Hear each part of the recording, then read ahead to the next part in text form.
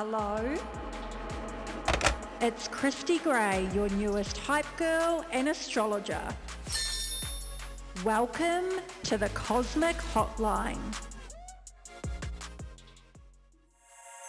I want to start this week's episode with something innovative, maybe try something new. But lo and behold, I'm here showing up and you know what's coming next. Hi, gorgeous, and welcome to another episode of the Cosmic Hotline. I'm your host and astrologer, Christy Gray, and I should 100% be doing something innovative, especially because we're about to embark on Aquarius season. But you could say I can be a little bit of a creature of habit sometimes. However, we do have so much to look forward to, and I really wanted to give you some insights, not just because the sun is about to move into the sign of Aquarius as we celebrate all of our Aquarians out there, but we have an Aquarius new moon on the horizon, and we can finally say goodbye to some retrogrades. So I'm going to start with that this week as we dive into this week's astrological forecast. I want to also give you some insights as to what are some things that you could potentially do over the next week, whether they're rituals, things to do, so you can really honor this energy and understand it, and then you can adapt it in your own life. But before I dive into all of the specifics, I wanted to give you some insight as to my approach with astrology, because as you know, I talk a lot about high vibrational energy and choosing the most empowered path forward. And I've been really thinking about this a lot lately, thanks Mercury retrograde. I want you to know that whether you tune into the Cosmic Hotline, whether you tune into another astrology podcast, whether you're diving into astrology content that's in written format, like wherever you get your astrological tea, is know that you always have a choice. You always have a choice to take on that information. You always have a choice to work out what's going to be best for you, but you also have a choice to leave some information behind. The reason I'm saying this is that I've had a lot of conversations lately around whether it be with clients I've been connecting with that have had negative experiences with other astrologers, or whether it's been with other practitioners that are experiencing things similar to me. And I want you to know that even my perspective is only that. It's my perspective. And I want to encourage you to take what you need. And not everything is written in stone. Everything shows up differently for all of us. And I'm actually glad it does, because how boring would life be if we were all experiencing the same thing, but we all viewed the world through the same lens? And just like astrology is duality, so is our lives. And so I might see something through the stars, and you might listen to another astrologer that says something different. And that's the most amazing thing about astrology. It's a language and not a belief system. And like any language, it's open to interpretation, and it's up to the translator to do their best to give you the right insights. And so that's why I always give you a really empowering perspective to view things through. Now, with that being said, I'm so excited. Like, honestly, if I was an amazing singer right now, I would like lead with some form of melody, but I'm not. So I'm not going to do that to you at all. But I'm like so excited that Mars has finally gone direct. Like, fuck yes, on the 13th of January. I wrote about it the other day on Instagram because I've had Mars transiting through my 11th house, and it's been conjunct my North Node, and it's brought up a lot for me around the direction I'm going in, what feels intentionally aligned to me. So wherever Gemini is in your natal chart, whatever house it governs, there's definitely some lessons that you've probably been learning, and there's been some reflections that have been showing up for you in that area of your life. Because Mars is the planet of action and energy, especially masculine energy, I really saw this transit as helping us to transform more so emotionally. That's something that I'd really invite you to explore. Even though it's turned direct now, we're still going to be integrating the lessons that came from this transit. So it's not just about forging ahead onto the next thing. It's about really taking a breath and stopping and going, okay, What have I been learning since the 30th of October? What have been some of the themes that have been showing up for me in my life? And what do I need to continue to integrate into my life to ensure that I'm working towards my higher self? Now, I'm also going to be the bearer of good news today. I'm sure you're going to love this because today is Wednesday, the 18th of January, and Mercury went direct today. So we're still going to be in the shadow period, just like we're still in Mars's shadow period, but the energy is lifting, which is nice. And look, Mercury retrogrades 3 to 4 times a year, but I think because we had the combination of the two, it just felt like a slower start to the new year.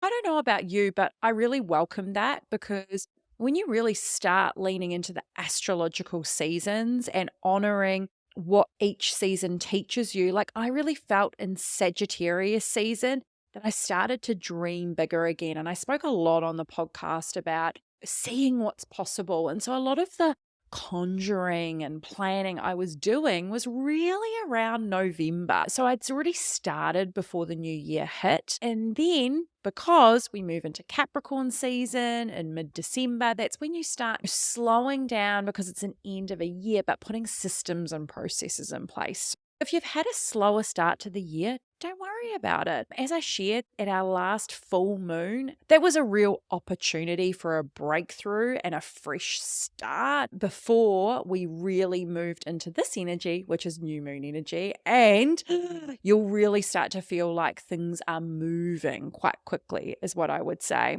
What's going to be happening over the next couple of days is that because the sun has been in the sign of Capricorn, which is super industrious, Capricorn is ruled by Saturn, which is representative of time, how we use our time, how we respond to authority, how do we make adjustments in our life of what's working and what's not so hot. And so it's about finessing things. And then the sun moves into Aquarius, and Aquarius is the second to last sign of the zodiac. So we're edging closer towards this astrological new year, which will kick off an Aries season. So right now with the sun moving into Aquarius, Aquarius is an archetype. It's ruled by Uranus, and this energy really represents rebellion, revolution. It's very radical as well. It's associated with our hopes, goals, wishes, and dreams. It's all about our aspirations. It's very future focused energy. And it's nice because if we think about it, Capricorn season's more introverted.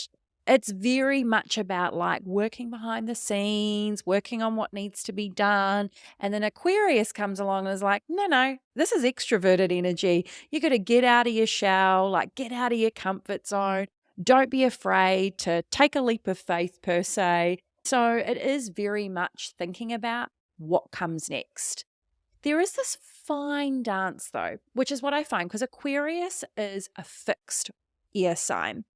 And our fixed signs can be more inclined to be set in their ways. Aquarian guiding principle, it's really interesting for this particular sign because it's I know, because they do have this tendency to just know things. I always say our Aquarians feel like they're living on a different planet because they're worlds ahead of their time. So they have this like innate knowing. But then the juxtaposition of that is that they tend to second guess themselves. So they're like, I don't know. And so the opportunity with Aquarius season or working with Aquarius energy in your natal chart, or even if you're working with the planet Uranus, is to be able to visualize and use blue sky thinking or to think bigger and to really challenge how you are a part of the world around you because it's very much tied to humanity and also technology and innovation. But it's like, how can you think bigger but then make it tangible, right? Because there's this opportunity, I would say, with Aquarius to go, okay, I'm having all these ideas of how I can impact humanity or how I can do something charitable or how can I leave the world a better place? It's so amazing that we can have these thoughts of that we want to actually do something for society or humanity. But then it's like, how do we close that gap? What are you actually going to do? Right? How are you making it a conscious effort on a day-to-day basis? And you can start small with that. Like you might think of being a more conscious consumer. We've talked a little bit about that with the stars of 2023. That could be of what food you're eating and eliminating waste. It could be recycling. It could be being more minimal when it comes to the things that you own or the clothing in your wardrobe. But there is this real opportunity to go, okay, what am I going to do my part? And so I'd really invite you to explore that over the next few weeks, is like going, how do I want to make an impact in my life? And what am I going to do to contribute to society? I also would invite you to explore is that if you have not done a vision board yet for 2023, your celestial invitation is to do so, and specifically at the Aquarius new moon that's coming up. With having this beautiful shift from Capricorn season to Aquarius season, there's this opportunity to break out of your normal routine. Again, you want to be able to think differently than what you're currently doing. Aquarius season kicks off on the 20th of January, and then we have the Aquarius new moon on the 22nd of January. There's a few key things to consider with this. Essentially, how can you do things differently?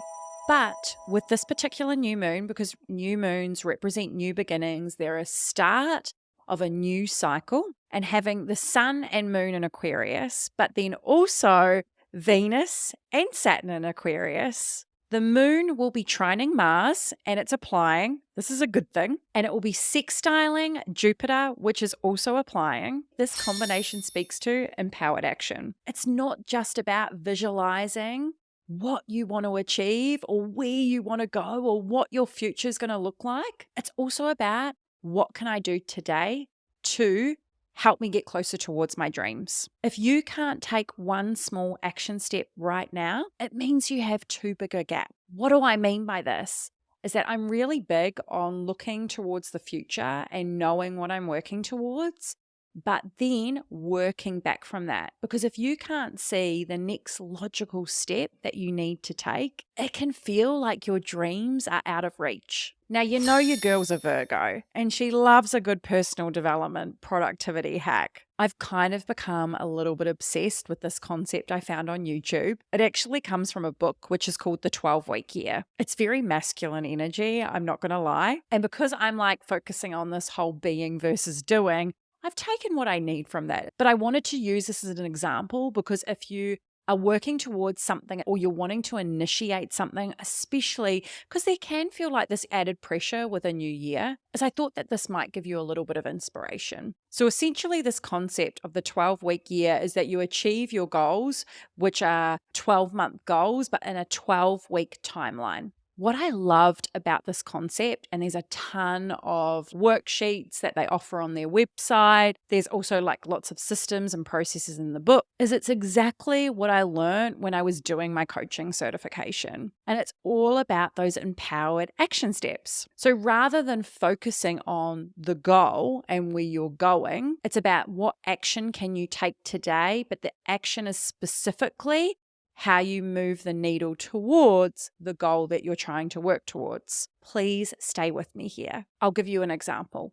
I have 3 goals I'm working towards over the next 12 weeks. One thing I always do when I'm doing goal setting, whether it's for myself or with a client, it's really important that you use empowering language. Like you should be able to have your goal somewhere visual, or you should be able to read it out loud, and it should make you feel really exciting.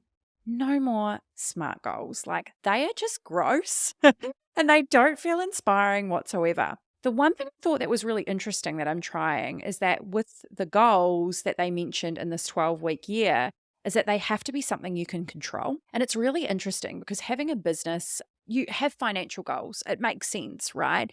But a lot of the time they can be out of your control. Like, sure, you can still have business goals. Prior to becoming an astrologer, like I worked in the corporate industry for over 10 years. We had KPIs that we had to reach. And sure, there's marketing actions that you can take and other actions that you can take to achieve those goals. But I really thought to myself, like, is having a financial goal from a business perspective actually lighting me up? And also, how much control do I have over that? And I was like, you know what? I actually want to change this and I want to reframe it. And I was like, for the first time in a really long time, I don't want a goal that's associated with my business. I want a financial goal, but for something for me personally that I want to work towards. And I'm going to give you some real tea on this in a moment because the results are insane. So essentially, we're 18 days into January. And number one, I have a goal around my health and well-being because that feels really good to me. And it's something that I can control just by how I look or feel in wearing certain clothes. I have a second goal, which is specifically around self-love. And one thing I know I can control is how I wake up in the morning and how I set my day up for success and also how I end my day. So I've really focused on actions I can take that are associated with my morning routine and my night routine. This is the one that blew me away the most. So as I mentioned before, I wanted to set a financial goal, but for something for me personally. This goal I set for myself was, I thought I would achieve it at the end of the 12 weeks. Well, guess what? I'm actually going to achieve it by next week, which is so wild. But I think the difference was I became so laser focused on not on the end result, but on the actions I needed to take on a day-to-day basis, that actually made me like put it into my peripheral vision. So it was more manageable and attainable. And it's almost like blown me away of how much I've actually been able to achieve just by reframing my perspective on this. So that was a massive tangent on goal setting, which I actually didn't plan at all, but it's very aligned to the energy of this week's new moon, especially with the moon sextiling Jupiter being the planet of expansion and trining Mars, which is all about how you take action. It very much is about how are you choosing to move forward, whether that's through goal setting, whether that's through being more intentional of how you spend your time, how you want to use your energy, who you want to invest in. You get the opportunity to choose, and that's a really exciting thing. But the energy is definitely moving forward. But there is a caveat because there's always duality in astrology. And the caveat is that the sun and moon are in a 2-degree orb of Pluto, the planet of birth, death, and transformation. And so what I would say is, even though this is a new moon that's associated with new beginnings, is know that if there's anything that's holding you back, whether it's a limiting belief, whether it's lacking confidence in your own ability, whether it's something that's still hanging around from 2022, or you might have a little bit of shadow work that you need to do, or some inner child healing. And look, this work never ends. I never want to pretend that like you do it once and it's done, but by doing it, it's going to help you to release something and then be able to move forward with a new perspective. So whatever work helps you to move forward and release something that may be holding you back, I'd really invite you to explore that at this new moon. Now, with Venus, which is associated with our values, how we seek beauty in the world, money, and also our relationships in the sign of Aquarius, this really speaks to needing more freedom and spontaneity in your relationships. However, Saturn is right there, conjunct Venus, so the energy creates an entirely new archetype on its own. And so you may be reassessing your commitments and relationships. Now, this can show up one of two ways. You might feel restricted in relationships and you might want to break free and you're like, oh, I feel so caged in. Or you might find that you want to look at how you can become more committed in a relationship. If you are in a partnership or if you have had some challenges, especially with Mars and Mercury being in retrograde, just keep those conversation lines open. Have a conversation if you need to. And without Mars being thrown in the mix, you should be able to sit down and have a conversation that's open and honest and is lighter than maybe what it's been in the past. So if you do want some actions to take around this particular lunar cycle, it's a great time to sit down and do a vision board. I'm actually going to have an entire episode next week on manifestation, how to look towards manifestation in your natal chart.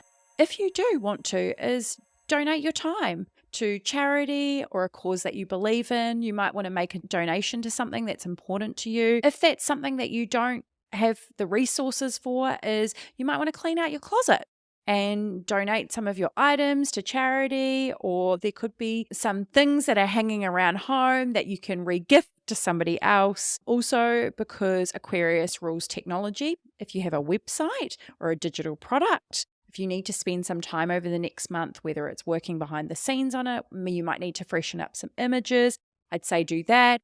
If you don't have a business, we all have mobile phones today, is do a digital declutter on your phone.